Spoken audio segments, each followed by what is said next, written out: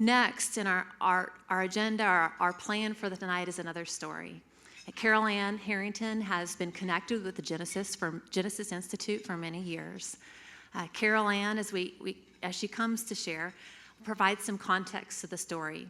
She would tell you that for the first 3 decades of her life, the one word that would describe her would have been independent. Independent. She would have been courageous and tough and controlling as well, she noted. She worked on cattle ranches, she bucked bales, she rode horses, and left at 18 and put herself through college. And like many of us, she defined herself by how hard she worked. Now, to set the context for the story, Ann, then in her 30s, was married and had her first child on the way. And this story picks up about 20 years ago when Ann ended up on the very back row, the back pew of a church that she'd never been there before, holding her infant child, scared to death that she would mess up his life and looking for answers. So Ann, come tell us the rest of the story.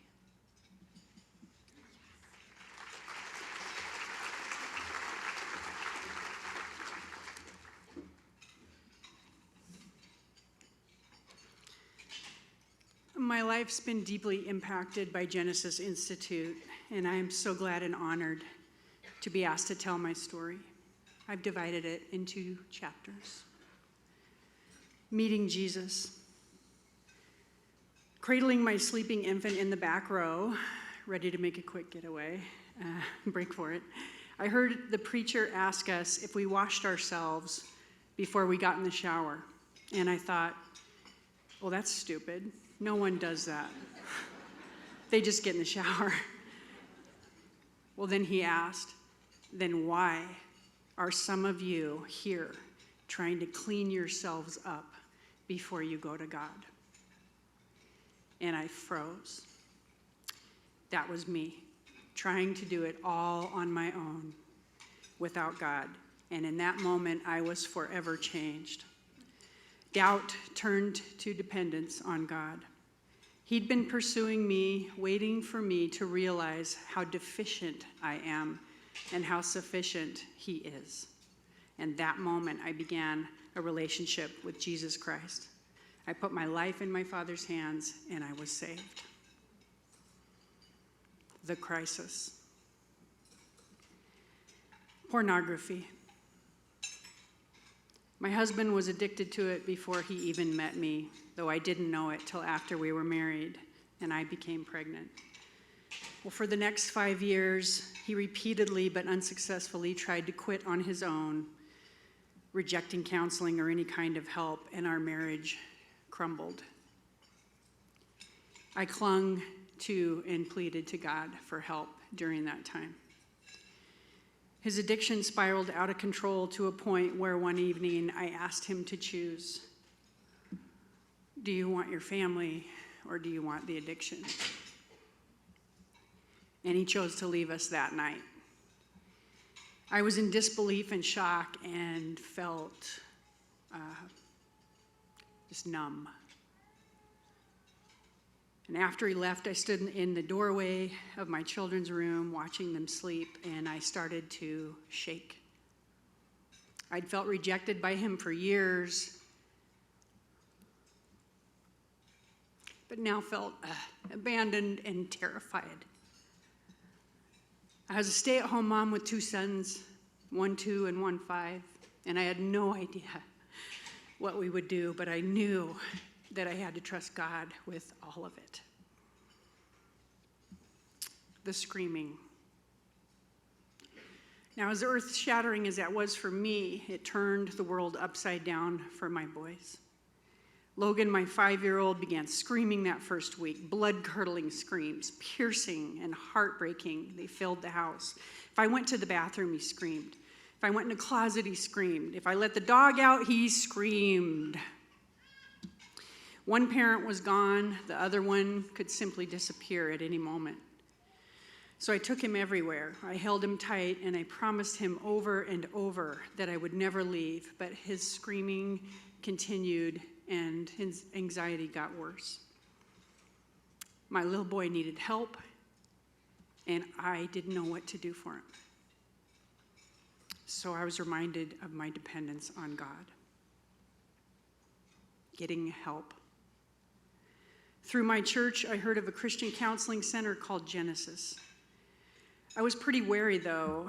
At that moment, at that time in my life, I didn't even know how I was going to pay my bills, much less counseling fees, which I'd always heard were, in the hundreds. How would this all work? And I thought, no, it's not possible. I wasn't even going to call him. Have you ever prayed to God for something when he'd already answered you? Yeah. Carol Ann, just call Genesis. And so I did. Kathy Hutchins was on the other end of the phone. My situation qualified me for a reduced fee on their sliding scale program. Kathy asked me to just simply come in, bring my boys, and talk about it. I couldn't believe it. I hung up the phone and I fell to my knees on the floor. I thanked God for leading me to Genesis, and once again, to not rely on my fears and my doubts, but on his power. God is so good. Well, during one of Logan's sessions, I remember sitting on the floor with him and his counselor. He'd drawn this really big, dark octopus with black ink descending down the page towards some small little sea creatures on the bottom. Well, he pointed at the black ink and said, "Something dark stole Daddy, and it's coming to get everyone else." With patience, love, and godly counseling, Logan got better. We kept visiting Genesis, and he talked to his counselor. I don't know what I would have done had Genesis not extended this helping hand to me and my family, and little did I know that that was just the beginning with Genesis. Pathways. My journey continued with Genesis down several paths. Life as a single parent is really hard and it's really demanding. And many times I felt like I was really screwing up as a parent. I took a courageous parenting class from Dave Hutchins in our church. One of my favorite quotes from the book is, "If we deepen our relationship with God, we will be able to give our kids a feeling of safety and refuge in a painful world." That's what I wanted for my kids. That's what I wanted. Well, courageous parenting completely changed who I was as a parent.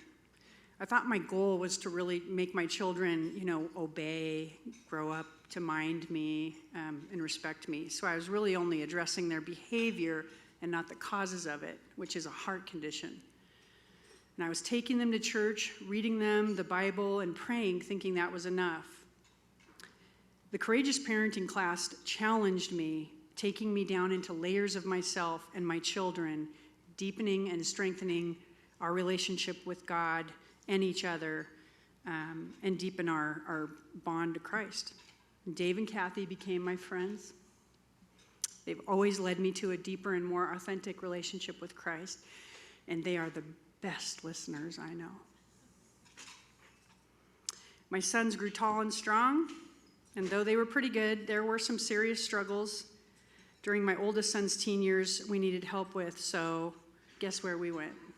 Back to Genesis. Yeah, needed help. There were times we were all in Logan's counseling sessions, and I mean all of us, including his father and his new wife, and though some of the visits were really hard and some painful, we were always met by Genesis with care, compassion, and understanding, and we left feeling supported, ministered, and hopeful. Ascending, last chapter. As you can tell from my photo, I'm a mountain climber. That's a picture of my life. There are many different peaks and valleys that test me, but I can do all things through Christ who strengthens me. I love Jesus. I thank God for leading our family to Genesis, and for Genesis for leading us on a deeper walk with him. God has blessed me as an English instructor, teaching a very special population of teens, most of whom have very broken lives and often don't know how they're going to get through one day. I try to be Christ to them. I love them. God helps me to be courageous at home and in the classroom for my boys and my students. My oldest son is now 20, serving God proudly in the Navy as a corpsman. He is one of the finest men I know, and says the most important thing is to find a really good church on base. My other son's 17, and though he has doubts, he studies the Bible with me as he finds ways in what God would have him do. 2 Corinthians 1, 3 through 4, I love this because it reminds me of Genesis. We've been comforted by the Father of compassion and the God of all comfort, who comforts us in all our troubles, so that we can comfort those in any trouble with the comfort we received from God. So I gladly give to Genesis on a monthly basis, knowing it may help someone else who was scared to ask, as I was, who's afraid they cannot pay, as I was, and who I know will be helped, loved, and ministered to, as I was. Thank you.